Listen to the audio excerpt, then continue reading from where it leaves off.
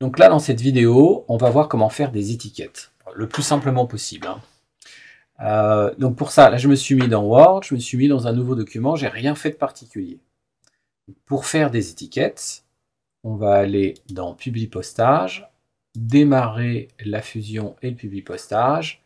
On prend l'assistant comme d'habitude. Donc précédemment, on a vu comment faire une lettre, comment faire des emails, un emailing. Et donc là, on va prendre étiquette. Je viens ici, je fais l'étape suivante. Ici, je vais choisir mon papier d'étiquette. Alors moi, j'ai un papier d'étiquette avec 2 colonnes et 8 lignes.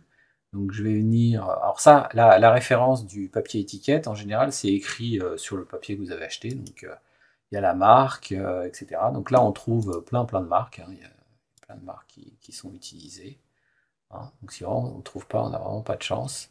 Donc moi, c'est Avery A4, A5. Voilà.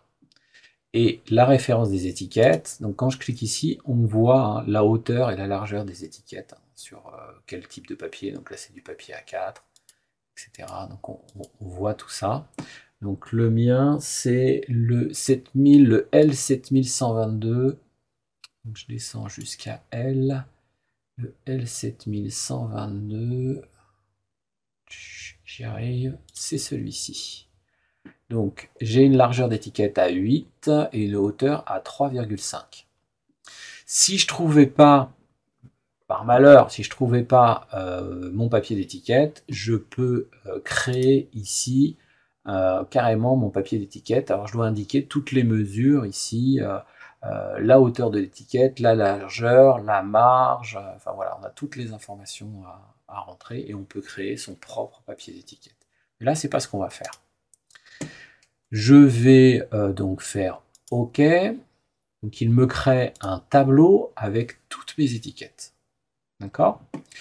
Je viens dans Suivant.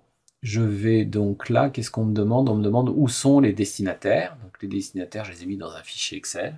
Je vais faire à partir de.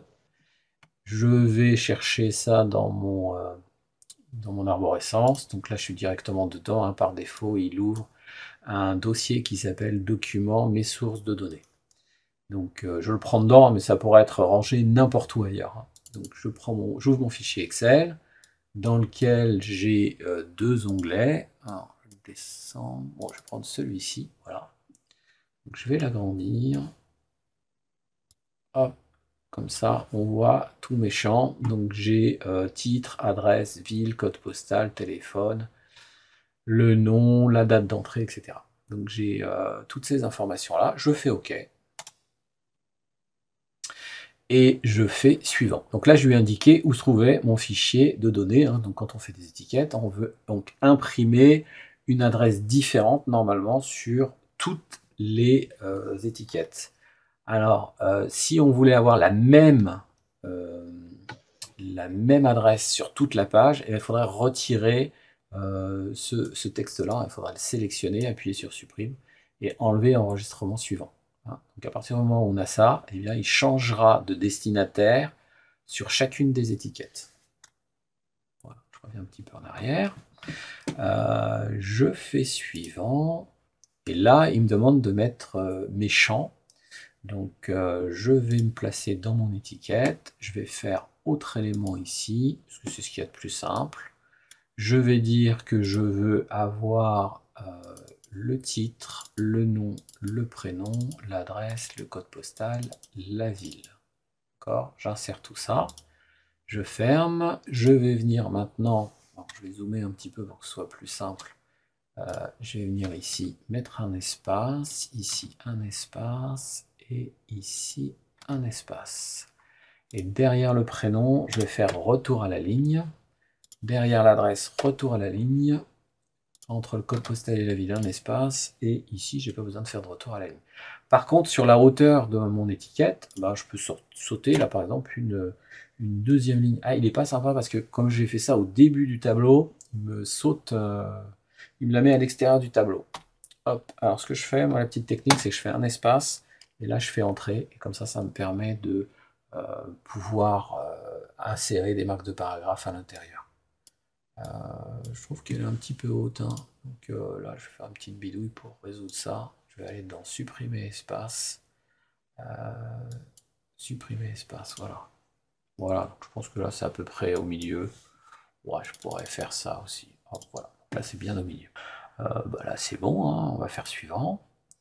Et donc là, je vois le contenu de mon étiquette. Alors, je vais réduire le zoom et on va regarder ici. Alors, je ne vois pas mes autres adresses ici. Donc, que se passe-t-il? Eh bien, ce qu'il faut faire, alors je vais revenir au précédent, ouais, ce que j'aurais dû faire ici, donc toujours dans Publi Postage, j'aurais dû faire mettre à jour les étiquettes. Et du coup, tout ce que j'ai écrit là, il va me le réécrire dans chacune des étiquettes, hein, parce que sinon, tu es obligé de faire des copier-coller. Donc, je fais mettre à jour les étiquettes et hop, comme par magie, il met tout ça partout. D'accord?